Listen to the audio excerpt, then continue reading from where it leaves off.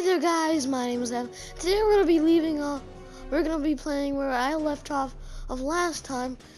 And last time, if you didn't know, we found out where Doc was by going to this old lady's apartment, and what happened was we showed her the shoe, and then we had to talk to her to find out what about the speakeasy that burned down with all our newspapers. So let's start. Time circuits on. Flux capacitor, fluxy. Okay, if Doc's gonna get killed on June 14th, 1931, I'll just show up the day before and get him out. I hope you know what you're doing, Doc.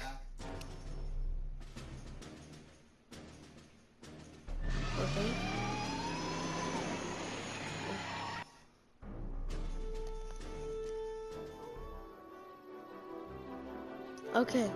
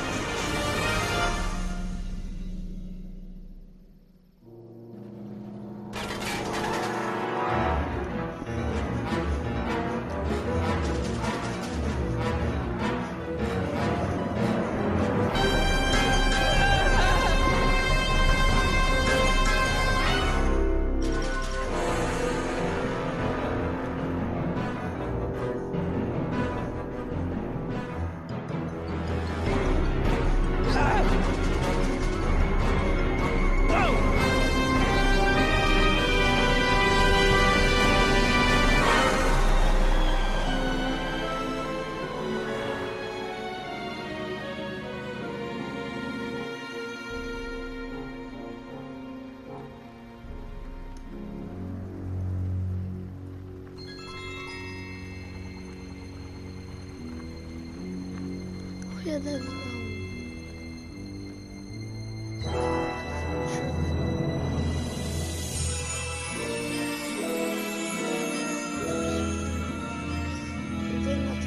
that's a hint to the next chapter. Yeah.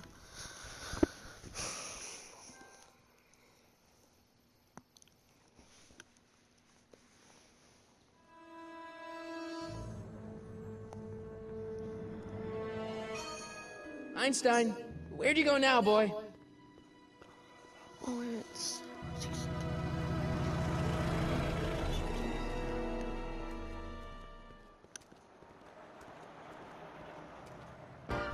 Okay, so...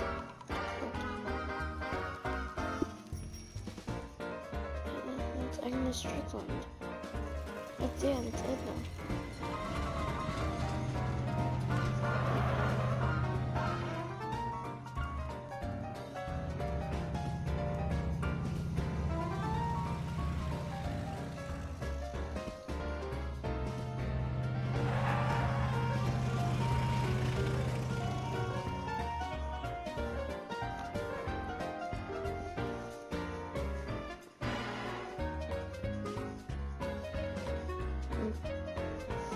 Young man! Excuse me, young man!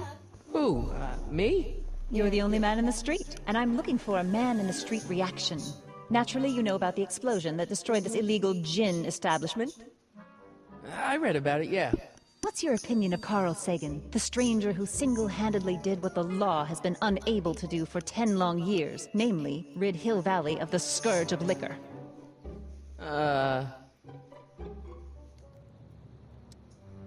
You can mark me down as a supporter. The young man said, flashing a boyish yet virile grin. Hill Valley needs more upstanding youths like yourself. Do you have a message for the vicious gangsters who still roam these streets, no doubt plotting to corrupt our citizens with another den of booze, sin, and debauchery? No, not really. That's the spirit. Destroy them with indifference. If we refuse to patronize their establishments and glorify their wicked exploits, they'll soon be exposed for the pathetic wretches they are. May I get your name? Yeah, it's... Sonny Crockett. Thank you for sharing your candid opinions, Mr. Crockett. Edna Strickland, Hill Valley Herald. I know. I met you back. I'm familiar with your work. You read my column? How sweet! I know it's just an etiquette column, but I believe it'll lead to bigger and better... Oh! Einstein, no. Down, boy. Is this wretched creature yours? He assaulted me once before. What's got into you? Aggressive dogs must be kept on leash at all times. It's the law. Look it up. Doc. I gotta find Doc. Okay guys, so what you want to do is you have to come over here to this law office sign, and then you have to walk across here and then get to the police station.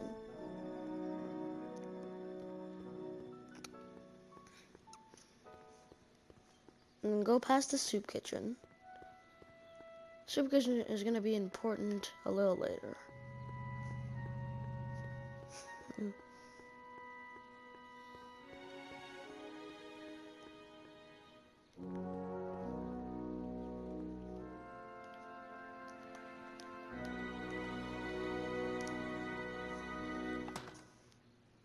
Who are you and what do you want?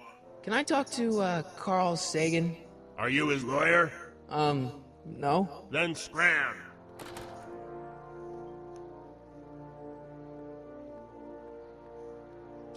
Doc! Doc. Marty, Doc! what are you doing here? You sent for me, Doc. I did? When? May 14th, 1986. 1980? The automatic retrieval system, of course. I'd almost forgotten about that. So what's our plan for getting you out of here? Plan? We don't need a plan. We don't. Not in the slightest. The police picked me up for that speakeasy fire a couple of weeks ago, but the DA hasn't got a case. They're releasing me tomorrow morning. So basically, I traveled 50 years into the past to deliver your car? Sorry about that, but it's so wonderful to see you. We have a lot of catching up to do. Yeah, you might want to hold off on that, Doc. Great Scott! I'm going to be gunned down by gangsters on the steps of the courthouse. Why would they do that? Guess they didn't approve of my burning down their speakeasy. Very funny, Doc. Maybe now we should come up with a plan? A plan, right. But what? Okay. Why don't I take the DeLorean, go back in time before you were arrested, and stop you from getting caught in the first place? Don't even think about it. Without my unjust incarceration, the events that sent you into the past might never happen, resulting in a paradox of continuum-shattering proportions. Jeez, we've been back together for 5 minutes, Doc, and you're already talking about the end of the universe. I've missed that. Don't be ridiculous, Marty. I was only referring to the end of the universe as we know it. Well, I suppose I could just get some dynamite and break you out of jail. No, that's far too dangerous. Not just to me, but to random innocent people in the past. The repercussions could be... That's it! What's it? What? My rocket-powered drill. Oh yeah. You have a rocket-powered drill? Not yet. I haven't built it yet. You've lost me, Doc. Listen, a few months ago, my 17-year-old self sent in a patent application for a rocket-powered drill. I abandoned the project after I never heard back from the patent office, but the prototype should be nearly complete. Great, I'll just run back to your lab and... No, I said nearly complete. You'll need me to help you finish it. How the hell am I supposed to sneak a half-finished rocket-powered drill into your cell? Not me. 1931 me. Wait a minute, Doc. You want me to convince your 1931 self to build a rocket-powered drill to break you out of jail? Precisely.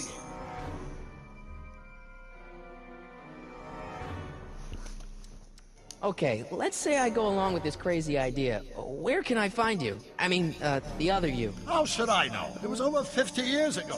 Why don't you go over to the soup kitchen next door and give my house a call? They'll know where to find me. Soup kitchen. Got it. Just stay away from the soup. It'll cause irreparable damage to your digestive system. Oh my god.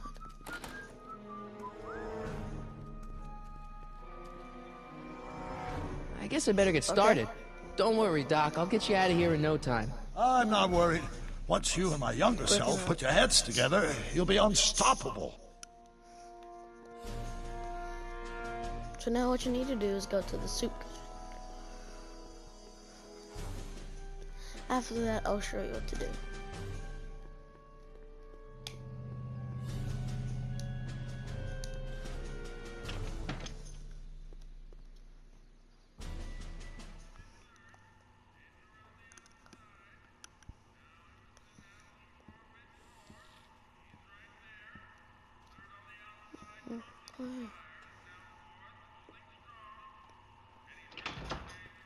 McFly? Biff? Kid! Grandpa? That's Mr. Tannen to you, Artie. What are you doing out here? Well, I was getting kind of hungry, so I figured I'd come down here for some free soup. Just thought I'd come down for some soup. Think, McFly. The DA's throwing around subpoenas like Babe Ruth. I don't think Ruth's a pitcher anymore. Shut it. If one of those subpoenas landed in the hands of my number cruncher, I'd be in a Okay. whole lot of trouble. I could even get sent up the river. You wouldn't want that, would you? Would you? No, of course not, kid. All right. That's better. What are you looking at, punk? Keep your eyes on the soup, kid. Well? Well, what? Well, what are you still doing here? Sorry, kid. I'll just run back to the safe house. You do that. And McFly, Yes? that hat's too flashy. You better let me hold on to it. Now scram! You got it, boss. And don't come out until I give you the all clear. I swear, if even one of you mooks could add 2 + 2 without your fingers, I'd dump that wimp into the lake. Hey! Anyway, I'm off to make myself irresistible. Don't let anyone burn down the shop while I'm gone. Okay, what you need to do is you need to go to the telephone. Use that and use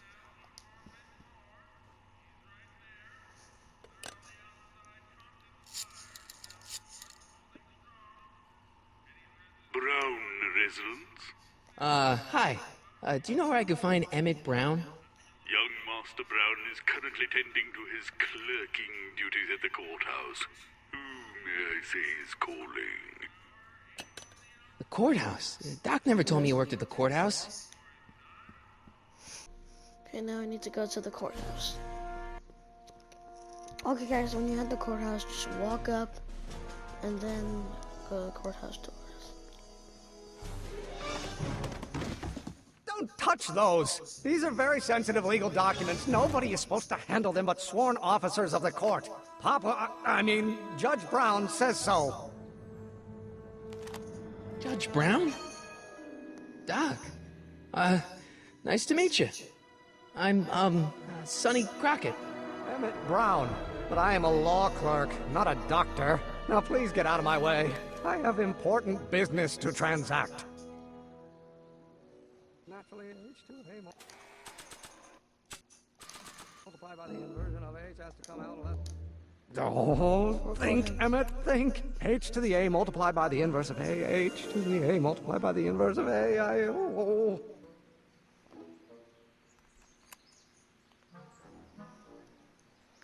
Okay, then what you need to do. Or do we take H's standard familiar line operator? Then what you need to do is walk past them. And then to go back to the prison. Let's start over. Force equals mass times acceleration, of course. That's Newton. But how many newtons are required to maintain a constant mass if acceleration is reduced by the inverse of the derivative of the speed of an element?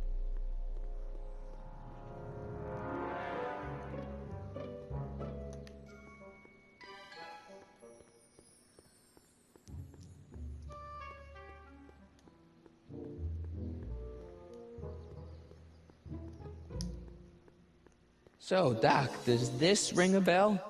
Oh, think, Emmett, think. H to the A multiplied by the inverse of A. H to the A multiplied by the inverse of A. Good grief! Is that me? I sound so... Young?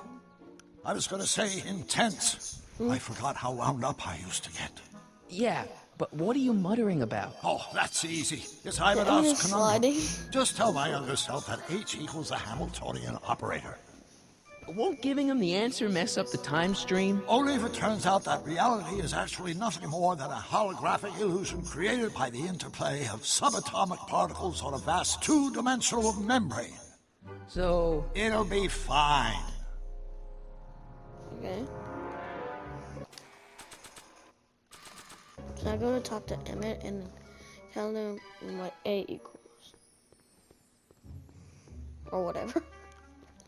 I didn't even understand that.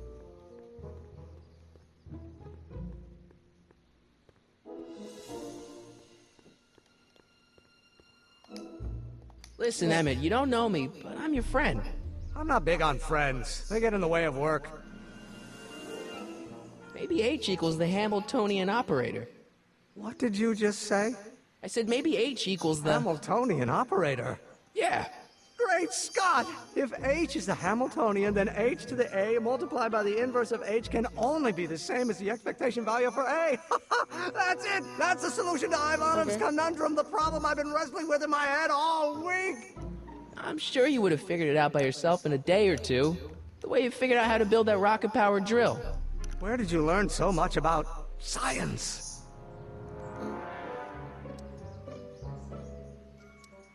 Well, it's like this. You know about my rocket-powered drill? Then there can only be one explanation.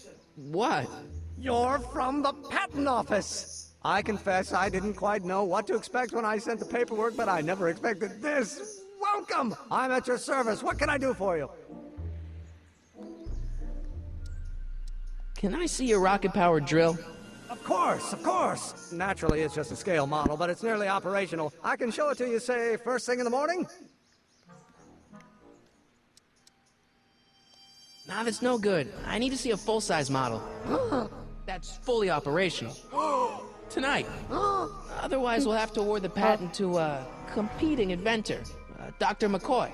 It can't be done! I mean, it might be possible to construct a full-size working model in that time frame, but I haven't got the main ingredient for the fuel. I'll get it for you. What is it? 190 proof grain alcohol. And you know how difficult it is to get a hold of alcohol these days. Especially now that someone's blown up the speakeasy. And besides, there's no way I can get off work until I've delivered the subpoena. It's part of the investigation into the business affairs of Kid Tannen. Is it vitally important you see that rocket-powered drill today? Yes. Is it vitally important you deliver that subpoena today?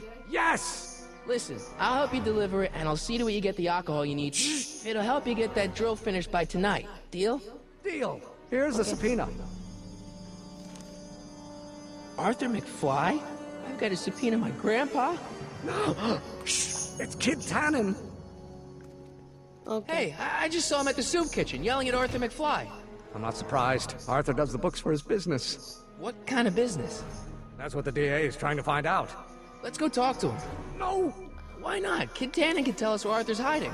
Yeah, well, he can also have us fitted for a Chicago overcoat. Oh, great. Okay, guys, I think it's gonna wrap it up for this video. I hope you enjoy, and I'll see you later. Goodbye.